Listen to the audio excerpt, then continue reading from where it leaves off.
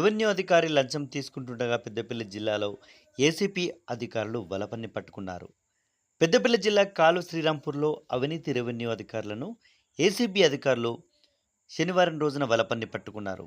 పెద్దపల్లి జిల్లా కాలు శ్రీరాంపూర్ తహసీల్దార్ కార్యాలయంలో మందమర్రికి చెందిన కాడం తిరుపతి నుండి కాలు శ్రీరాంపూర్ తహసీల్దార్ జాహిద్ పాషా, విఆర్ఏ మల్లేశం కుమారుడు దాసరి విష్ణు డ్రైవర్ అంజద్దులు 10,000 రూపాయలు లంచం తీసుకుంటుండగా ఏసీపీ అధికారులు రెడ్ హ్యాండెడ్గా పట్టుకున్నారు. కాలు శ్రీరాంపురం మండలంలోని పందిళ్ల గ్రామ శివారులో సర్వే నెంబర్ 645లో 28 గుంటల భూమి కాడం మల్లయ్య పేరిట అన్ని ధ్రువపత్రాలు కలిగి ఉన్న కొందరు వ్యక్తులు కబ్జాకు పాల్పడడంతో వివాదం నెలకొంది.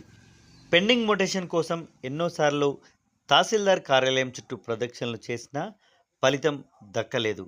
దీంతో సదరు రైతు జిల్లా అధికారులను కలవడంతో గత నెల 23న మొటేషన్ పూర్తయింది. గతంలో పలుమార్లు విఆర్ఏ మల్లేశం కుమారుడు విష్ణుకు సైతం ఫోన్పే ద్వారా 15,000 రూపాయలు తీసుకున్నారని బాధితులు పేర్కొన్నారు. మరికొంత నగదు కావాలని తిరుపతిని రెవెన్యూ అధికారులు ఇబ్బందులకు గురి చేయడంతో ఏసీబీ అధికారులను సంప్రదించారు. ఈ మేరకు శనివారం రోజున తిరుపతి నుంచి లంచం తీసుకుంటుండగా తహసీల్దార్ పాషా, విఆర్ఏ మల్లేశం కుమారుడు విష్ణు డ్రైవర్ అంజదులను ఏసీబీ అధికారులు రెడ్ హ్యాండెడ్గా పట్టుకున్నారు.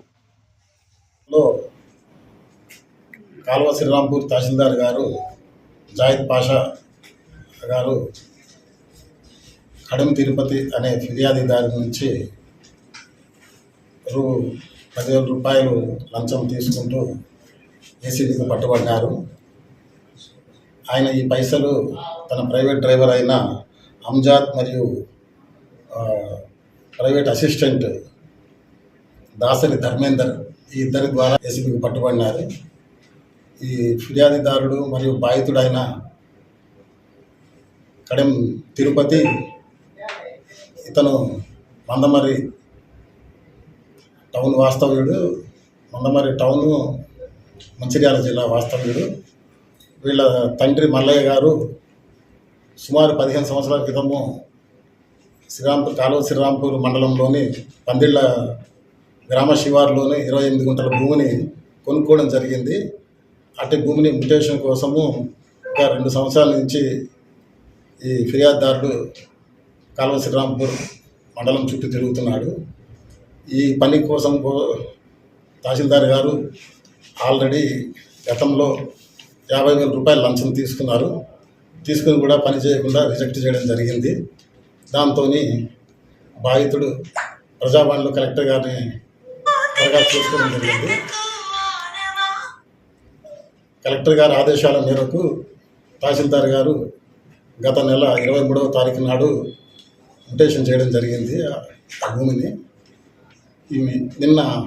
మొన్న తహసీల్దార్ గారు తన ప్రైవేట్ అసిస్టెంట్ల ద్వారా ఫోన్ చేసి పిలిపించి పని అయినందుకు గాను ఒక 10,000 రూపాయలు ఇవ్వాలని చెప్పి డిమాండ్ చేశారు.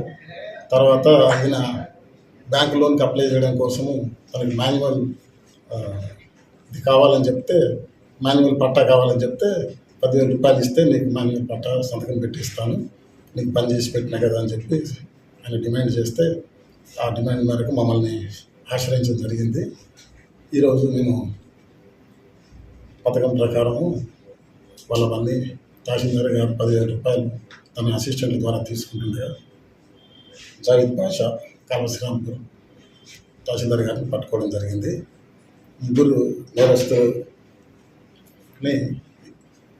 స్పెషల్ కోర్టు ఏసీబీ కోర్టు కరీంనగర్లో హాజరుపరచడానికి మేము అరెస్ట్ చేసి తీసుకొని వెళ్తున్నాము. కేసు పరిశోధనలో ఉంది. బాధితులు ఎప్పుడు సంప్రదించారు మిమ్మల్ని?